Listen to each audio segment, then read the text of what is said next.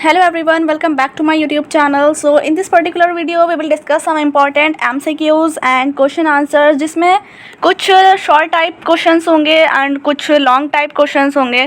तो शॉर्ट और लॉन्ग दोनों ही क्वेश्चंस को हम समझेंगे, उनके आंसर्स को डिस्कस करेंगे, जो कि एग्ज़ाम पॉइंट ऑफ व्यू से काफ़ी ज़्यादा इंपॉर्टेंट रहने वाले हैं और एग्ज़ाम में काफ़ी बार उससे क्वेश्चन पूछे भी गए हैं। तो सबसे पहले तो हम 1 मार्क्स वाले जो MCQs आते हैं उनको डिस्कस करेंगे।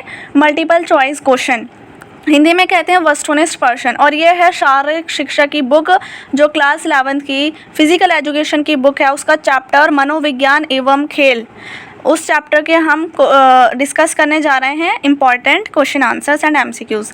तो चलिए स्टार्ट करते हैं। तो सबसे फर्स्ट MCQ है हमारा, जिसने पूछा है साइके का क्या अर्थ होता है। तो मनोविज्ञान एवं खेल हमारा चैप्टर का नाम है, इंग्लिश में कहते हैं मनोविज्ञान को साइकोलॉजी। तो साइकोलॉजी का क्या अर्थ होता है, साइकोलॉजी से एक वर्ड निकला है साइकी, तो साइकी का क्या अर्थ होता है ये बताना है आपको। तो जब हम साइकोलॉजी पढ़ते हैं तो उसमें हम पढ़ते हैं ह्यूमन बीइंग, यानी जो इंसान होता है उसके मन के बारे में पढ़ते हैं, उसके मन की, उसके ब्रेन में क्या क्या चलता है, उसका व्यवहार, उसके बिहेवियर के बारे में समझते हैं। तो ये सब स्टडी की जाती है इंसान के पर्सनालिटी की, उसके माइंड की। तो इसमें ये पूछा है हमसे फर्स्ट क्वेश्चन में कि साइकी का क्या मीनिंग होता है, क्या अर्थ है, और 4 ऑप्शन है। इसका मतलब होता है मन, या फिर व्यवहार, या वातावरण, या विज्ञान। तो विज्ञान तो हम साइंस को कहते हैं, ये नहीं होगा। व्यवहार हम बिहेवियर को कहते हैं, वो पूरा साइकोलॉजी का के अंदर हम स्टडी करते हैं ह्यूमन बीइंग के बिहेवियर की, व्यवहार की, ये तो नहीं होगा क्योंकि इसमें से साइकी का पूछा है। और वातावरण, इन्वायरमेंट, वो तो बिल्कुल नहीं होगा। तो हमारा है यहाँ पर आंसर मन। ये जो मन है इसका फर्स्ट वाला ऑप्शन, यही वाला करेक्ट हो जाएगा और ये हमारा आंसर है। क्योंकि जब हम बात करें साइकी की, इसका हाफ वर्ड की, तो इसका मीनिंग होता है मन, तो इसलिए हमारा ये करेक्ट हो जाएगा। नेक्स्ट है हमारा क्वेश्चन नंबर 2, जिसने पूछा है किसमें से कौन सा शब्द उस डिग्री का वर्णन करते हैं जिस तक समूह के सदस्य एक समान लक्ष्य तक पहुंचने के लिए इकाई के रूप में साथ आते हैं। यह किसमें नहीं होगा, यहाँ इसमें से होगा। इन चारों ऑप्शन में से कौन सा ऐसा शब्द है, कौन सा ऐसा शब्द है जो वर्णन करता है, किस चीज़ का वर्णन, कि कोई एक ऐसा समूह का जिस तक समूह के सदस्य, जो एक ग्रुप के सदस्य होते हैं, वो सब क्या करते हैं, वो एक समान लक्ष्य है, एक उन सब का एक लक्ष्य होता है। उन सभी मेंबर्स का एक ग्रुप है, उन सभी ग्रुप में जो मेंबर्स हैं उन सभी का सिर्फ एक गोल होता है, और वो गोल होता है उनको उस गोल तक पहुंचने के लिए वो सब एक साथ मिलजुल कर मेहनत करते हैं, इकाई रूप के साथ, यानी कि एक यूनिटी के साथ वो एक साथ रहते हैं। तो वो कौन सा वर्ड होगा जो इस चीज़ को डिस्क्राइब कर रहा है, तो वो ग्रुप है जिसको हम टीम कहते हैं। इसके बारे में आपको मैंने एक्सप्लेनेशन वीडियो में बताया था, जो 1 शॉर्ट वीडियो थी, और उसका अगर आपको ने वो वीडियो नहीं देखी है तो उसका लिंक आपको कमेंट सेक्शन में पिन मिल जाएगा, आप जाके देख सकते हैं। बाकी सभी चैप्टर्स अवेलेबल हैं। तो इसकी बात करें तो इसमें हमारे ऑप्शन है समूह सामंजस्य, समूह तालमेल, समूह सम्मान और समूह सहयोग। तो इसमें हमने अपने पढ़ा था एक्सप्लेनेशन वीडियो में कि इसको कहते हैं हम समूह सामंजस्य। तो इसका हमारा समूह सामंजस्य वाला करेक्ट हो जाएगा, आ वाला समूह सामंजस्य। इसको समूह को टीम सामंजस्य भी कहा जाता है, इंग्लिश में टीम वर्क होता है, और इसमें टीम मिलजुल कर काम करती है, उनका सभी का एक लक्ष्य रहता है, वो सब एक लक्ष्य को पहुँचने के लिए अपना मिलजुल कर कार्य करते हैं। तो इसका ये हो जाएगा हमारा करेक्ट। अगर आपने मेरी एक्सप्लेनेशन वीडियो देखी होगी तो आपको इसमें से काफ़ी ज़्यादा आंसर्स खुद ही आपको पता होंगे पहले से। क्वेश्चन नंबर 3 है हमारा, जैसे पूछा किशोर अवस्था है। तो किशोर अवस्था के बारे में भी समझा था हमने एक्सप्लेनेशन वीडियो में। तो किशोर अवस्था, जब कोई बाल्यावस्था से किशोर अवस्था की तरफ बढ़ता है, कोई बालक होता है, बच्चा होता है, तो वो अडल्ट बनते हैं, किशोर अवस्था में पहुँचता है। उसकी उम्र बतानी है आपको, क्या वर्ष होती है, 12 से 18, 13 से 18, 9 से 18, या 10 to 18, 10 से 18। तो इसका हमारा करेक्ट ऑप्शन हो जाएगा 12 to 18, यानी कि आ वाला। फर्स्ट, सेकंड, थर्ड तीनों का ही आ वाला करेक्ट है। 12 से 18 वर्ष की जो एज होती है वो किशोर अवस्था की होती है। 4th क्वेश्चन है हमारा, जिसे पूछा है बचपन में एक बच्चे का व्यवहार सबसे ज़्यादा प्रभावित होता है, किससे सबसे ज़्यादा बच्चे का व्यवहार है, उसका जो बिहेवियर है वो किससे सबसे ज़्यादा प्रभावित होता है, किससे इफ़ेक्ट पड़ता है, उसको सबसे ज़्यादा वो बिहेवियर गेन करता है। किसी के समुदाय से, किसी टीम से, ग्रुप से, स्कूल से, अपने साथियों का समूह यानी जो उसके फ्रेंड होते हैं उससे, या परिवार यानी फैमिली से। तो सबसे ज़्यादा वो करता है परिवार से। तो ये दा वाला हमारा करेक्ट जो होगा। बचपन में अगर कोई बच्चा होता है तो उसमें एक बच्चे का जो व्यवहार है, बिहेवियर है, वो सबसे ज़्यादा प्रभावित होता है उसकी फैमिली से। क्योंकि बचपन में, अगर बचपन की बात करी जाए तो फैमिली, लेकिन वो जैसे जैसे बड़ा होता है, किशोर अवस्था की तरफ बढ़ता है, तो उसका व्यवहार प्रभावित करते हैं उसके जो फ्रेंड्स होते हैं, उसका जो समूह होता है, उसके साथियों का समूह किशोर अवस्था में। लेकिन बाल्यावस्था में या बचपन की बात करें तो उसमें परिवार से वो अपनी ज़्यादा इन्हांसमेंट करता है अपने व्यवहार की, अपने बिहेवियर को। नेक्स्ट है हमारा क्वेश्चन नंबर 5, जिसमें पूछा है एक खिलाड़ी में निराशा का मुख्य क्या कारण है। यानी कि एक खिलाड़ी जो है उसमें निराशा, अगर वो निराश है, वो दुखी है, तो उसका क्या मेन रीज़न हो सकता है। ऑप्शन ए है खिलाड़ी की स्वयं की प्रदर्शन कम होना, यानी खुद उसकी जो प्रदर्शन है, परफॉर्मेंस है, वो कम होना, परफॉर्मेंस अच्छी नहीं दिखाई तो वो दुखी हो जाएगा, निराश हो जाएगा। सेकंड है योग्यता व आकांक्षा का बेमेल स्तर होना, यानी जो योग्यता है, उसकी एबिलिटी है, उसकी जो आकांक्षा है, उसका बेमेल होना, यानी मेल ना मिलना, किसी स्तर से मेल नहीं मिल रहा। अच्छे प्रदर्शन के कारण या अच्छा परफॉर्मेंस दिखाने पर वो दुखी, निराश हो जाएगा। फोर्थ ऑप्शन है खेल प्रतियोगिता का प्राकृतिक परिणाम, या कोई प्राकृतिक नेचुरल कोई रीज़न हो सकता है प्रतियोगिता में। तो इसका हमारा करेक्ट ऑप्शन होगा बा वाला, योग्यता व आकांक्षा का बेमेल स्तर होना। बेमेल का मतलब होता है कोई मेल ना मिलना। जैसे अगर उसका कोई वो ऐसा गेम खेल रहा है जो उसका इंटरेस्ट में नहीं है, जिससे वो पसंद नहीं करता, तो वो निराश हो सकता है। उसका बेमेल स्तर होगा किसी भी योग्यता में, तो वो निराशा का वो मुख्य कारण बनेगा। 6th है हमारा क्वेश्चन किशोर अवस्था की अवधि है। ये वही क्वेश्चन है 12 to 18 जो अभी हमने ऊपर किया था, तो इसका हमारा ए वाला ही करेक्ट हो जाएगा। किशोर अवस्था की एज पूछ ली जा सकती है। 7th है यौवन अवस्था की शुरुआत कब होती है। तो यौवन अवस्था की शुरुआत कब होती है। यौवन अवस्था हम किशोर अवस्था को भी कहते हैं। किशोर अवस्था जब बच्चे 12 से 18 साल में होते हैं तो यौवन अवस्था की भी शुरुआत हो जाती है। बच्चा अडल्ट हो जाता है, बड़ा होने लग जाता है, उसमें काफ़ी ज़्यादा चेंजेस आने लग जाते हैं, प्यूबर्टी के चेंजेस हो जाते हैं। तो इसलिए किशोर अवस्था को यौवन अवस्था भी कहा जा सकता है। इसका आंसर हो जाएगा बा वाला, किशोर अवस्था। नेक्स्ट है हमारे लघु उत्तरीय प्रश्न, जो कि 3 मार्क्स में पूछे जाते हैं। इनको शॉर्ट टाइप क्वेश्चंस भी कहा जाता है। तो इसमें फर्स्ट क्वेश्चन है जिसमें पूछा है खेल मनोविज्ञान में के महत्व को समझाइए, यानी खेल मनोविज्ञान का क्या इंपॉर्टेंस है, क्या महत्व है, उसको स्पष्ट कीजिए। तो सबसे पहले जो खेल मनोविज्ञान है, जो साइकोलॉजी है, गेम्स की साइकोलॉजी, स्पोर्ट्स साइकोलॉजी, तो उसमें उसकी इम्पोर्टेंस में सबसे पहला पॉइंट है प्रदर्शन में सुधार। प्रदर्शन यानी परफॉर्मेंस में सुधार आएगा। अगर खेल मनोविज्ञान के बारे में बच्चों को पता होगा, साइकोलॉजी के बारे में पता होगा, तो उसके अंदर स्पोर्ट की साइकोलॉजी का थोड़ा सा भी ज्ञान होगा, तो उसके अंदर क्या होगा, परफॉर्मेंस में सुधार आएगा, उसका प्रदर्शन अच्छा होगा। उसको पता लग पाएगा कि उसके लिए किस तरीके से खेलना अच्छा है और वो किस तरीके से जीत सकता है। उसको दूसरे का माइंडसेट पता होगा, तो प्रदर्शन में सुधार आएगा। इसमें क्या लिखा है, खेल मनोविज्ञान एथलीटों या खिलाड़ियों को अपना सर्वश्रेष्ठ प्रदर्शन के लिए आत्मविश्वास में सुधार करने में सहायता करता है। खेल मनोविज्ञान का ज्ञान खिलाड़ियों को वैज्ञानिक तरीके से, यानी साइंटिफिक तरीके से उनके व्यवहार में परिवर्तन कर उन्हें प्रदर्शन और व्यक्तित्व में सुधार करता है। यानी कि उसका निजी सुधार भी होता है, उसका बिहेवियर अच्छा होता है किसी भी खिलाड़ी का, और वो प्रदर्शन में उसका सुधार आता है, उसके व्यक्तित्व में भी सुधार आता है, उसका आत्मविश्वास भी बढ़ता है। अगर उसको इसकी नॉलेज है मनोविज्ञान की, तो प्रदर्शन में सुधार आएगा। दूसरा पॉइंट है खेल मनोविज्ञान के महत्व का प्रेरणा और प्रतिक्रिया। मतलब उसके अंदर क्या आएगा, प्रेरणा होगी, एक मोटिवेशन होगी। प्रेरणा कहते हैं मोटिवेशन को, प्रतिक्रिया होगी उसके अंदर। उचित प्रेरणा और प्रतिक्रिया खिलाड़ियों के प्रदर्शन को बढ़ाती है। अगर उसके अंदर मोटिवेशन होगी, तो मोटिवेशन से क्या होता है, उसके अंदर एक उत्साह होगा खेलने का, गेम को जीतने का। ये खिलाड़ियों को परामर्श देती है कि वो प्रदर्शन में सुधार किस प्रकार ला सकते हैं। मोटिवेशन से क्या होगा, उनको पता लग जाएगा कि वो अपने परफॉर्मेंस को कैसे जीत सकते हैं, अपने गेम में सुधार कैसे कर सकते हैं। ये खेल मनोविज्ञान द्वारा निर्देशित किया जाता है। यानी अगर खेल मनोविज्ञान की नॉलेज होगी तो उसी से के ज़रिए उनको प्रेरणा के बारे में, प्रतिक्रिया के बारे में नॉलेज आ जाएगी। थर्ड पॉइंट है अच्छे खिलाड़ियों के चुनाव में सहायक, यानी अच्छे खिलाड़ियों का चुनाव हो पाएगा, अच्छे खिलाड़ियों को चूज़ कर पाएंगे अगर खेल मनोविज्ञान के बारे में उनको नॉलेज है तो खेल मनोविज्ञान प्रशिक्षकों को अच्छे खिलाड़ियों के चुनाव में मदद करता है। कौन चूज़ कर पाएगा? जो उनके ट्रेनर होंगे, उनके जो टीचर्स होंगे, अगर वो नॉलेज रखते हैं इस चीज़ की, तो इसका ये भी फ़ायदा होगा उनको कि वो अच्छे खिलाड़ियों को चूज़ कर पाएंगे जिनको खेलना आता है, जो नॉलेज रखते हैं उस गेम की, जो नॉलेज रखते हैं खेल मनोविज्ञान की। इस ज्ञान के द्वारा उन्हें खिलाड़ियों के व्यवहार को समझने में मदद मिलती है। उनको पता चल पाएगा कि किस खिलाड़ी का क्या व्यवहार है, किस बिहेवियर का जो बंदा है वो सूटेबल है इस गेम के लिए।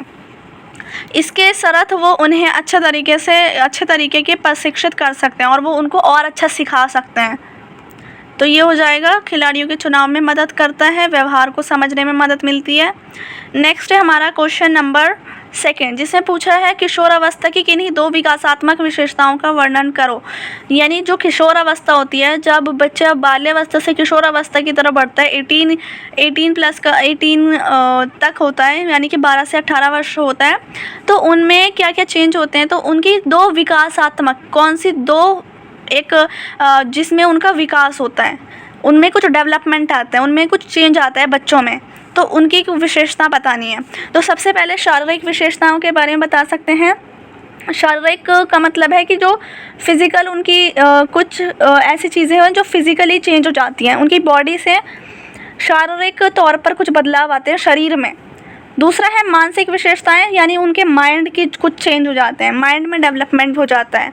तो सबसे पहले अगर शारीरिक की बात करें तो शारीरिक में आएगा, इस अवस्था में ऊंचाई, वज़न, ऊंचाई मतलब जो हाइट है, वज़न यानी जो उसकी हेल्थ है, जो वेट है बच्चे का, और जो हड्डियां हैं, बोन्स, उसमें वृद्धि लगभग पूरी हो जाती है, यानी शारीरिक तौर पर वृद्धि हो जाती है। बच्चा इस अवस्था में सबसे ज़्यादा अपनी हाइट गेन करता है, अपना वेट गेन करता है, और अपनी जो उसकी बोन्स हैं वो मजबूत होती हैं, उनमें जिम जाने की एक वो होती है, इच्छा होती है, उनमें एक्सरसाइज, व्यायाम करने की इच्छाएं होती हैं, तो वह अपने आप को कुछ अच्छा दिखने की कोशिश करते हैं।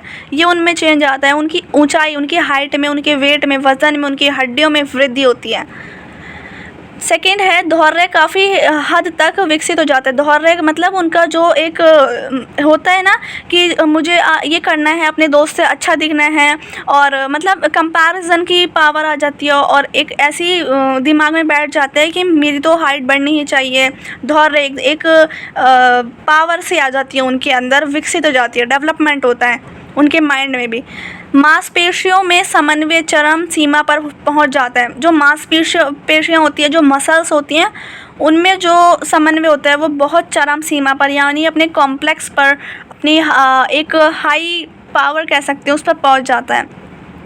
उनको बहुत शौक़ होता है इस उम्र में कि बच्चों को अपनी बोन्स हेल्दी करें, जिम जाएं, अपनी 6 पैक्स बनाएं और अपनी मसल्स को ग्रो करें, एक बॉडी बनाएं। तो ये सारी मांसपेशियों को चरम सीमा पर पहुंचाने की इच्छा होती है। लड़कियों में मासिक धर्म तथा लड़कों में स्वप्न शुरू हो जाते हैं, यानी जो गर्ल्स होती हैं उनमें एक प्यूबर्टी के बाद मासिक धर्म स्टार्ट हो जाते हैं, मेंस्ट्रुएशन स्टार्ट हो जाते हैं, और लड़कों में जो होता है वो स्वप्न स्टार्ट हो जाता है, यानी जो उनके बाद उनमें भी वेट ड्रीम या जो प्यूबर्टी के बाद जो चेंजेस आते हैं, इन दोनों में, बॉयज़ एंड गर्ल्स दोनों में, ये किशोर अवस्था की एज में स्टार्टिंग होने लग जाती है 12 to 18 ईयर्स में। तो ये इनके शारीरिक विशेषताएं के कुछ पॉइंट थे, जो कि शारीरिक विशेषताएं हैं, शरीर में जो उनके बदलाव आते हैं। कुछ यहाँ पर मानसिक विशेषताएं भी हैं, तो उनको समझते हैं। ये मानसिक तौर पे उनके ब्रेन में क्या क्या चेंजेस आने लगते हैं। तो किशोरों में शारीरिक तथा मानसिक वृद्धि साथ साथ होती है। जो किशोर होते हैं उनमें ऐसा नहीं है कि शरीर में वृद्धि हो रही है और मानसिक नहीं हो रही, उनमें दोनों ही वृद्धि होती है। शरीर में वृद्धि के साथ साथ मानसिक तौर पे भी वृद्धि आती है, माइंड भी उनका डेवलप होता रहता है। इस अवस्था में आलोचना करने की योग्यता, आलोचना यानी दूसरे को क्रिटिसाइज़ करते हैं, अपने जो उनके अपोजिट अपोजिट बंदा होता है उसकी बुराइयां करना या उसको क्रिटिसाइज़ करना, उसकी आलोचना करना किसी तीसरे से, ये सारी चीज़ें बढ़ जाती हैं। निर्णय लेने की योग्यता यानी खुद अपने आप को समझते हैं कि हम बिल्कुल ठीक हैं, हम जो डिसीजन ले रहे हैं वो सबसे अच्छा है। पेरेंट्स जो बोल रहे हैं, उनके माँ बाप जो बोल रहे हैं वो ठीक नहीं है, उनको वो ठीक नहीं लगता। ये एज ही ऐसी है जिसमें वो अपने डिसीजन को सही मानते हैं, लेकिन ऐसा नहीं होता। नए नए विचारों को यानी जो नए नए उनके थॉट्स होते हैं उनके दिमाग में आते हैं और आदर्शों को ढूंढने की योग्यता होती है कि ऐसा क्यों है। मतलब अलग अलग टाइप्स के उनके पास क्वेश्चंस होते हैं और वो उनको ढूंढने का प्रयास करते हैं। थर्ड पॉइंट है, इस अवस्था में मानसिक तनाव, बहुत ज़्यादा उनमें मानसिक तनाव रहता है, कुंठा तथा चिंता रहती है, दूसरों से अच्छा दिखने की चिंता रहती है, दूसरों से कंपेयर करते हैं वो अपने आप को, इसलिए उनके दिमाग में तनाव रहता है, चिंता रहती हैं। उनकी उच्च आकांक्षाएं होती हैं। आकांक्षा यानी उनकी जो एक इच्छा होती है, एक ये होता है कि दूसरे से अपने आप को कंपेयर करने वाली जो चीज़ होती है वो ज़्यादा बढ़ जाती है, उच्च आकांक्षाएँ बन जाती हैं। मतलब जो उनकी जो चाहत है, इंग्लिश में कहेंगे उनकी जो एक्सपेक्टेशंस हैं वो काफ़ी ज़्यादा इंक्रीज़ हो जाती हैं, बढ़ने लग जाती हैं, वो दूसरों से ज़्यादा एक्सपेक्टेशंस रखने लगते हैं। और नेक्स्ट पॉइंट है, कभी कभी उनका व्यवहार आक्रामक हो जाता है। यानी आक्रामक का मतलब होता है गुस्से वाला, एक क्रोधित व्यक्ति वाला उनका व्यवहार हो जाता है। कभी वो इतना गुस्सा करने लग जाते हैं, इतने तनाव में हो जाते हैं कि वो चीज़ों को तोड़ फोड़ करने लग जाते हैं और दूसरों पर अपना गुस्सा निकालने लग जाते हैं। तो इस एज में ये चीज़ भी होती है, अगर उनको किसी ने बुराई कर दी या किसी के दोस्त के सामने उनकी इंसल्ट कर दी तो वो माइंड से अपनी कोई ऐसी चीज़ नहीं सोचते, बल्कि अपने आप दूसरों पे चिल्लाने लग जाते हैं और आक्रामक हो जाते हैं, लड़ाई झगड़े करने लग जाते हैं। तो ये सारे मानसिक प्रॉब्लम्स हैं जो किशोर अवस्था में होती हैं। ये सारी विशेषताएं थी, ये किशोर अवस्था की शारीरिक विशेषता और मानसिक विशेषता हमने दोनों ही समझ ली। आई होप आपको अच्छे समझ आया हो। नेक्स्ट थर्ड क्वेश्चन है हमारा, जिसमें पूछा है बाल्यावस्था की किन्हीं दो विकासात्मक विशेषताओं का वर्णन करो। तो अब यहाँ पर पूछा है बाल्यावस्था की। तो बाल्यावस्था में जब बच्चा बालक होता है, एक 12 साल से छोटा उम्र जब होती है तो उसको बाल्यावस्था कहा जाता है, जब वो बच्चा 12 साल से कम उम्र का होता है, तो या फिर 12 साल तक की उम्र का। तो इसमें भी शारीरिक और मानसिक विकास होते हैं बच्चे के। तो इसमें देखते हैं क्या है बाल्यावस्था में। तो सबसे पहले शारीरिक विकास को पढ़ते ही किसी भी का भी आ सकता है, किशोर अवस्था का आ सकता है, ज़्यादा चांसेस हैं, बाल्यावस्था का भी आ सकते हैं। तो शारीरिक बाल्यावस्था में क्या होता है, इस अवस्था में एक बच्चे की वृद्धि धीमी होती है, यानी किशोर अवस्था में ज़्यादा हो रही थी, बाल्यावस्था में उतनी ज़्यादा जल्दी से उसकी हाइट वगैरह नहीं बढ़ती, थोड़ी धीमी गति से होती है और एक समान रहती है, यानी कि एक समान रहती है, ज़्यादा तेज़ी से ग्रो नहीं होता बच्चा अपने आत्मसम्मान के प्रति सचेत होता है, यानी उसके अंदर अपना आत्मसम्मान बढ़ाने की वो होती है कि अपनी वैल्यू बढ़ाए, अपने समाज में लोग उसकी इज़्ज़त करें, तो अपनी इज़्ज़त की बहुत फ़िक्र रखते हैं। दूध के दांत गिरने शुरू होते हैं, जो उनके दूध के दांत होते हैं वो गिरने शुरू होते हैं बच्चों के, कुछ के 2-3 गिर चुके होते हैं, कुछ के गिरने वाले होते हैं। तो इस तरीके से उनके दूध के दांत गिरने शुरू होते हैं और पक्के दांत अभी नहीं आए होते और स्थायी दांत आने शुरू हो जाते हैं, यानी कि उनके जो पक्के दांत हैं वो आना स्टार्टिंग हो जाती है इसमें, और जो दूध के दांत हैं वो गिरना शुरू हो जाते हैं। तो एक ये भी उनमें शारीरिक बदलाव आता है बाल्यावस्था में। फोर्थ पॉइंट है, इस अवधि के दौरान लड़कों की अपेक्षा लड़कियों में अधिक वृद्धि होती है, यानी लड़कों में इतनी ज़्यादा चेंजेस नहीं आते, लड़कियों में ज़्यादा चेंजेस आते हैं बाल्यावस्था की उम्र में। कंपैरिजन टू बॉयज़, गर्ल्स में ज़्यादा डेवलपमेंट होता है, फिज़िकल डेवलपमेंट। अब नेक्स्ट हम पढ़ते हैं बौद्धिक तौर पे जो विकास होता है, यहाँ विकार नहीं होगा, विकार तो हम प्रॉब्लम्स को कहते हैं, तो ये विकार नहीं है, यहाँ पर होगा विकास, बौद्धिक विकास जो होता है उसके बारे में पढ़ रहे हैं हम। तो हम बाल्यावस्था के शारीरिक विकास पढ़ चुके हैं, ये बौद्धिक विकास है, यानी जो मेंटल जो दिमाग का डेवलपमेंट होता है वो भी होता है बाल्यावस्था में। अब वो किस प्रकार होता है, इस अवधि के दौरान बच्चे नए अनुभव प्राप्त करते हैं, उनको नए नए अनुभव होते हैं, उनको कुछ सीखने को मिलता है और उन्हें व्यवहार में, और वो जो भी अनुभव लेते हैं, जो भी नॉलेज गेन करते हैं, उनको अपने डेली लाइफ में यूज़ करने लगते हैं, अपने व्यवहार में, अपने बिहेवियर में उसको अप्लाई कर देते हैं, वो उन अनुभव को, उन अपने एक्सपीरियंस को, नए नए एक्सपीरियंस करते हैं वो। सेकंड है उनके मानसिक ज्ञान में बढ़ोतरी होती है, यानी बच्चे सीखने में इंटरेस्टेड होते हैं, उनके जो मेंटल जो नॉलेज है, दिमाग की जो नॉलेज है वो बढ़ जाती है, बढ़ने लग जाती है और उसमें बढ़ोतरी होती है, वो इन्फॉर्मेशन गेन करने लग जाते हैं। इस अवस्था में उनकी गामा कौशलों को सीखने की योग्यता बहुत अच्छी हो जाती है, यानी जो गामा कौशल है, जो उनकी मोटर स्किल्स डेवलपमेंट है, वो सीखने की योग्यता, जो एबिलिटी है, वो बहुत ज़्यादा अच्छी हो जाती है। वो छोटी छोटी चीज़ों को, मोटर स्किल्स को अच्छी तरीके से सीख जाते हैं और सीखने की कोशिश करते हैं। वह समान आयु के लड़के व लड़कियों के साथ खेलते हैं, यानी कि अपने ही एज के जो अपने ही उम्र के फ्रेंड्स होंगे उन्हीं को वो खेलना पसंद करते हैं, अपनों से बड़ों के साथ नहीं, ना ही अपने से छोटे के साथ, अपनी एज के बच्चों के साथ वो खेलना ज़्यादा पसंद करते हैं और खेलते हैं समान आयु के लड़के व लड़कियों के साथ, गर्ल्स एंड बॉयज़ के साथ। तो ये कुछ थे बाल्यावस्था के यहाँ पर हमने जो देखे शारीरिक और बौद्धिक विकास। अब हमें पढ़ना है 5 मार्क्स वाले जो क्वेश्चंस हैं, दीर्घ उत्तरीय प्रश्न जिन्हें कहा जाता है, जो लॉन्ग क्वेश्चंस होते हैं।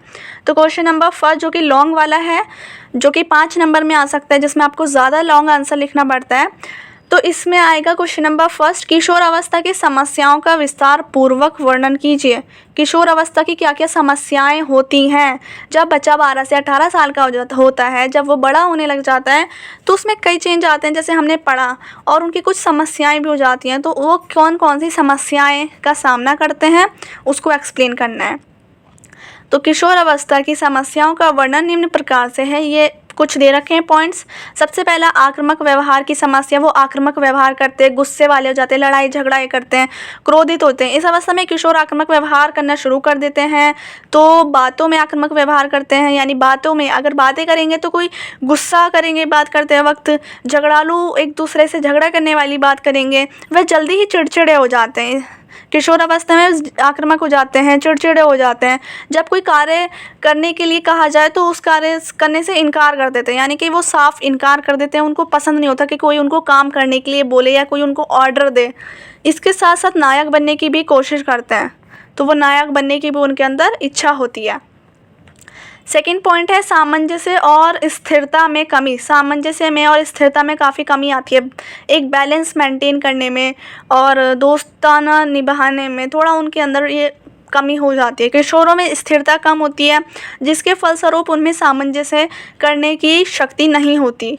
स्थिरता नहीं होगी तो सामंजस्य भी नहीं हो पाएगा, उनका व्यवहार स्थिर नहीं होता। स्थिर मतलब होता है एक बैलेंस होना, स्थिर नहीं होता उनके व्यवहार में।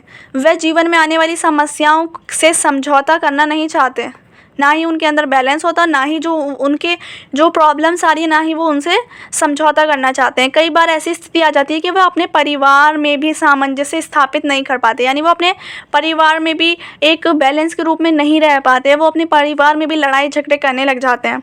वह घर में एक स्वतंत्र वातावरण में होते हैं, स्वतंत्र वातावरण में यानी एक इन्वायरमेंट उनका अच्छा रहता है। अब नेक्स्ट है हमारा थर्ड पॉइंट, जिसमें है महत्व की अनुभूति, यानी अनुभूति, महत्व की अनुभूति। इसमें जो ये भी एक इसके थर्ड पॉइंट है किशोर अवस्था की समस्याओं का।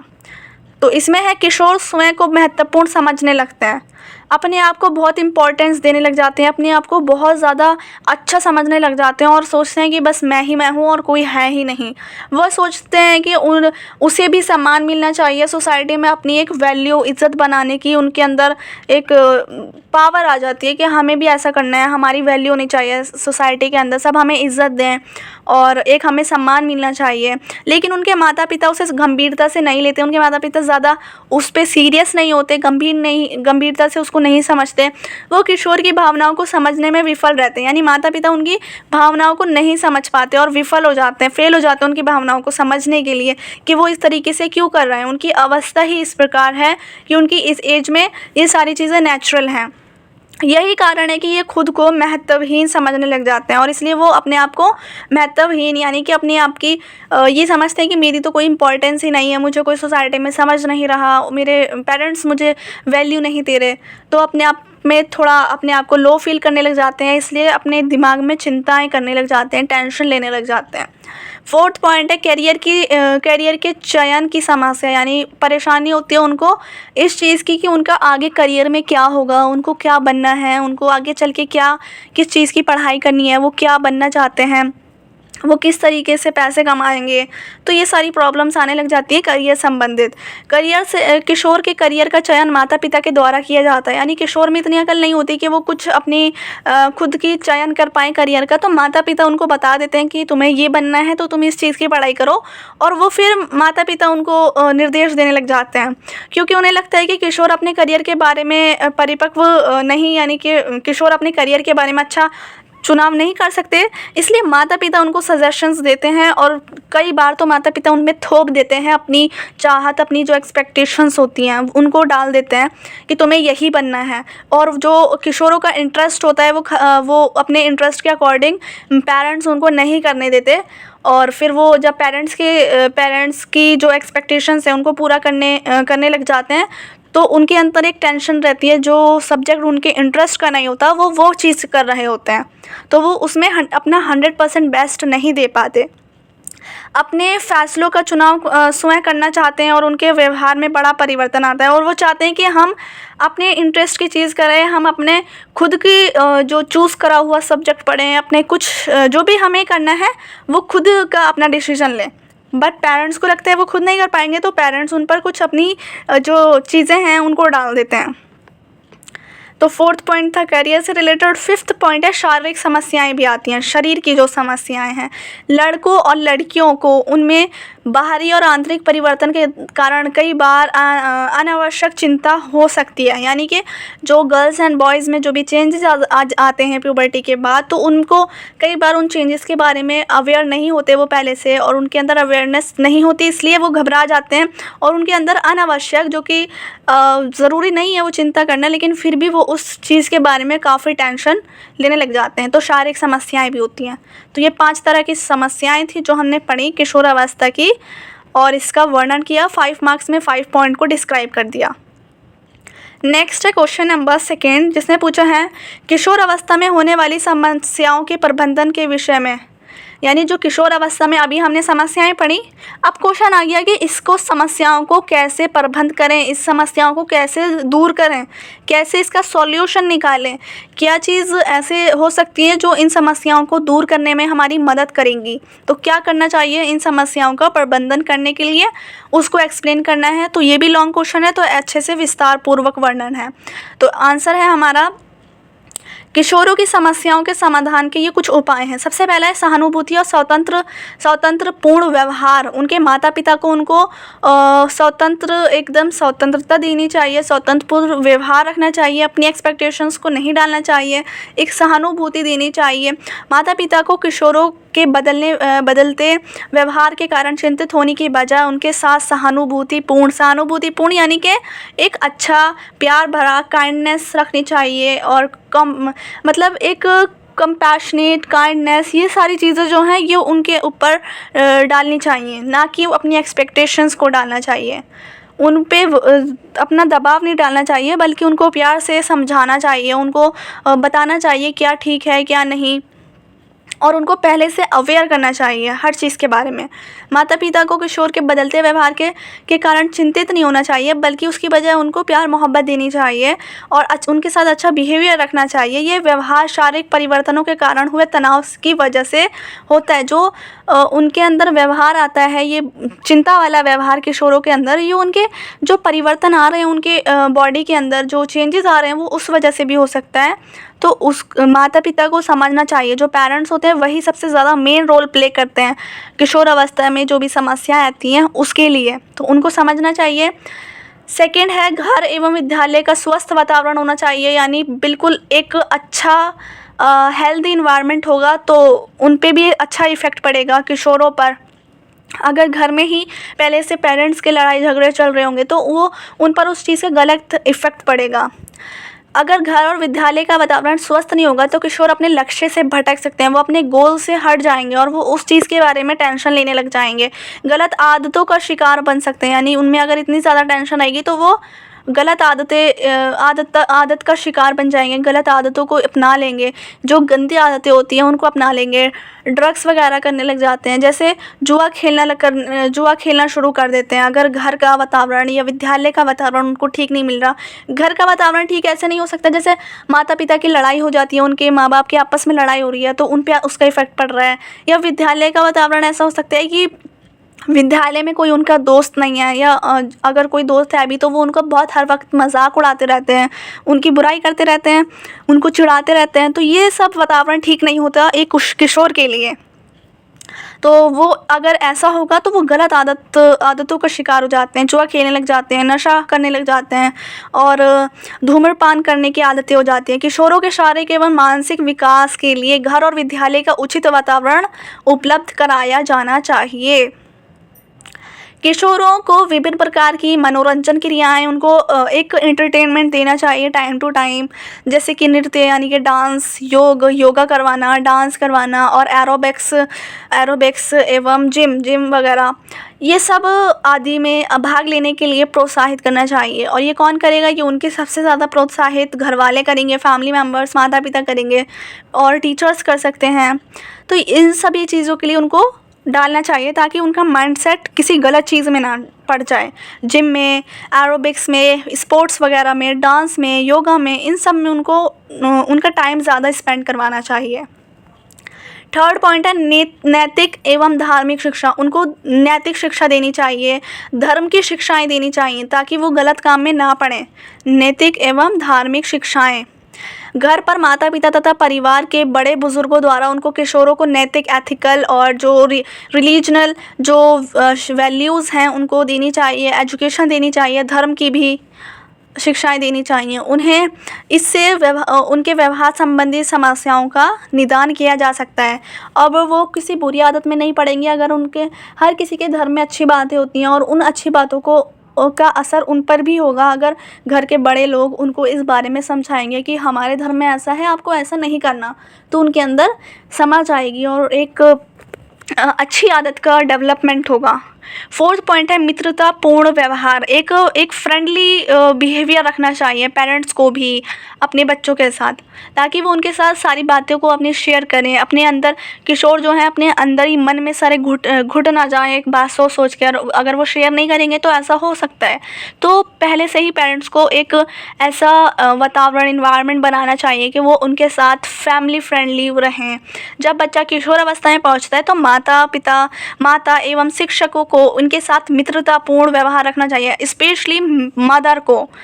यहाँ पर माता की बात की गई है, मदर को और उनके टीचर्स को उनके साथ मित्रतापूर्ण व्यवहार रखना चाहिए, एक दोस्त की तरह रहना चाहिए ताकि वो स्वतंत्रता के साथ अपनी समस्याएं बता सकें, अपनी सारी प्रॉब्लम्स को शेयर कर सकें अपनी मदर के साथ। फिफ्थ पॉइंट है पर्याप्त स्वतंत्रता। उनको स्वतंत्रता देनी चाहिए हर चीज़ की। किशोरों को अपनी भावनाएं और सुझाव व्यक्त करने के लिए पर्याप्त स्वतंत्रता मिलनी चाहिए। ये नहीं कि उनके फादर ने ऐसा कह दिया तो उनको ऐसा ही करना है। उनके पास अपनी एक राइट होना चाहिए अपनी बात बताने का, अपनी इंटरेस्ट के अकॉर्डिंग चीज़ें करने का। उन्हें अपने मित्रों का चुनाव तथा उनके साथ घूमने की स्वतंत्रता होनी चाहिए। ये नहीं मतलब एक पाबंदी नहीं लगानी चाहिए कि तुम इन दोस्तों के साथ नहीं अपने दोस्तों को चूज़ नहीं कर सकते, तो तुम्हें हम बताएंगे तो तुम्हें किसके साथ रहना है, या फिर उनको मना करना कि तुम्हें दोस्तों के साथ नहीं घूमना कहीं भी। तो ये सारी चीज़ें, ये सारी पाबंदियां नहीं लगानी चाहिए एकदम से। हालांकि माता पिता को अपने बच्चे के मित्र के विषय में पूरी जानकारी होनी चाहिए और माता पिता को पता होना चाहिए कि उसका मित्र कौन सा है और उनका बच्चा किस मित्र के साथ रहता है। और ये सब कब होगा? जब माता पिता उनके फ्रेंडली होंगे, एकदम फ्रेंडली बिहेवियर रखेंगे। क्वेश्चन नंबर थर्ड है जो कि लॉन्ग क्वेश्चन का है, 5 मार्क्स में पूछा जाएगा और ये लॉन्ग वाला लास्ट है। इसके बाद हमारी वीडियो कंप्लीट हो जाएगी क्वेश्चन आंसर वाली, तो इसको भी पढ़ लेते हैं। क्वेश्चन नंबर थर्ड है जिसमें पूछा है आप खेल में टीम सामंजस्य कैसे सुधार करते हैं। तो टीम सामंजस्य का कैसे सुधार कर सकते हैं खेल के अंदर, गेम्स में? तो इसका आंसर है अंततः कोच और मैनेजर टीम के सामंजस्य। कोच यानी जो कोच होता है जो गेम को खिलाता है, जो किसी भी स्पोर्ट को खिलाता है बच्चों को, गेम खिलाने वाला जो टीचर होता है, ट्रेनर होता है, उसको कोच कहते हैं। मैनेजर टीम के सामंजस्य को विकसित करने में और उनको सुधारने के लिए जिम्मेदार होता है। कौन सुधारने के लिए? अगर टीम में एक सामंजस्य बिठाना है तो सबसे ज़्यादा कौन रोल प्ले करेगा? मेन रोल होता है कोच का और मैनेजर टीम का। टीम का जो मैनेजर होगा, टीम का एक हेड बनेगा, वो टीम को हासिल करने के लिए स्पष्ट रूप से लक्ष्य निर्धारित करें। यानी अगर टीम को एक लक्ष्य तक पहुंचना है, तो अगर उनको किसी भी टीम बनाई है और टीम में जीतना है उनका तो एक लक्ष्य बनाना है, उनको एक अपना गोल बनाना है। तो गोल का होना सबसे ज़रूरी है अगर उनको अपने किसी भी चीज़ को पूरा करना है, हासिल करने के लिए। दूसरा कदम है अपनी टीम के प्रत्येक व्यक्ति के लक्ष्य निर्धारित करना। यानी हर टीम में जो भी मेंबर्स हैं, तो हर अपने एक मेंबर को काम देना कि तुम्हारा ये काम है, तुम्हारा ये काम है। सबको एक अपना अपना काम देना, सबको अपनी जिम्मेदारी पता होना, सबको अपने राइट्स और वैल्यूज़ पता होना। तो ये सारी चीज़ें पहले से ही निर्धारित होनी चाहिए। और ये सुनिश्चित करने के लिए कि समूह के सभी सदस्य मूल्यवान महसूस करें, ये टीम के साथ व्यक्तियों की आंतरिक प्रेरणा में सुधार करता है। यानी उनकी जो मोटिवेशन है उसको भी बढ़ाता है। टीम के मेंबर्स में एक आंतरिक प्रेरणा में सुधार आती है, अपनी प्रेरणा यानी मोटिवेशन मिलता है। अगर हर किसी का एक अपना पर्टिकुलर, उनको अपना राइट पता है, अपना गोल पता है, उनको अपनी जिम्मेदारी है कि हमें ये करना है, हमारा ये कार्य है, सबका कार्य पहले से ही निर्धारित होना चाहिए ताकि वो अच्छा खेल सकें। नेक्स्ट है हमारा थर्ड पॉइंट, जिसमें लिखा है इसे खिलाड़ियों के साथ साथ पूरी टीम को फीडबैक प्रदान करना सुनिश्चित करने की आवश्यकता है। नियमित रूप से अपने खिलाड़ियों की राय पूछें और उनसे सुझाव सुने। यानी सभी खिलाड़ियों से उनकी राय पूछनी चाहिए, उनसे पूछना चाहिए कि वो कैसा चाहते हैं, वो कौन सा वर्क चाहते हैं और वो किस वर्क के लिए एबिलिटी रखते हैं, वो सक्षम किस चीज़ के लिए हैं। यानी कोई खिलाड़ी अगर किसी अच्छी चीज़ का कार्य कर सकता है तो उसको वही काम देना चाहिए जिसके लिए वो फिट बैठता है, जो वो अच्छे से कर सकता है। तो उनकी राय पूछनी चाहिए और उनसे सुझाव भी लेना चाहिए कि हम और अच्छा कैसे कर सकते हैं अपना लक्ष्य बनाने के लिए। सबसे अपना फीडबैक लेना चाहिए। खिलाड़ियों के साथ साथ पूरी टीम को फीडबैक प्रदान करना सुनिश्चित करने की, यानी कि फीडबैक लेना भी सबसे ज़्यादा ज़रूरी होता है कि अगर हर चीज़ सबको मिल गई है तो उसका फीडबैक क्या है। सब अपनी अपनी राय दें, सब बताएं कि उनको कैसा लग रहा है, उनको अपना काम पसंद है या नहीं, या हमारा जो लक्ष्य है वो ठीक है या नहीं। सबकी राय सुननी चाहिए और सबसे उनके सुझाव भी लेने चाहिए। फोर्थ पॉइंट है सही वातावरण स्थापित करें। एक सही इन्वायरमेंट देना चाहिए हर मेंबर को। ये नहीं है कुछ मेंबर को तो अच्छा इन्वायरमेंट मिल रहा है लेकिन कुछ मेंबर को अच्छा इन्वायरमेंट नहीं मिल रहा, किसी के साथ बहुत ज़्यादा गलत हो रहा है, टीम में अन्याय हो रहा है। तो ऐसा नहीं होना चाहिए, सबको एक अच्छा उचित वातावरण मिलना चाहिए। तो ये थे कुछ पॉइंट्स, 4 पॉइंट क्वेश्चन नंबर 3 के। यहाँ पर हमारा चैप्टर कंप्लीट होता है, क्वेश्चन नंबर 3 भी हो गया और इसी के साथ हमारा चैप्टर भी कंप्लीट हो गया। So if you like my video then please share it and don't forget to subscribe my channel and if you have any doubt then drop your comment in comment section. So thanks for watching my video and take care. Bye bye.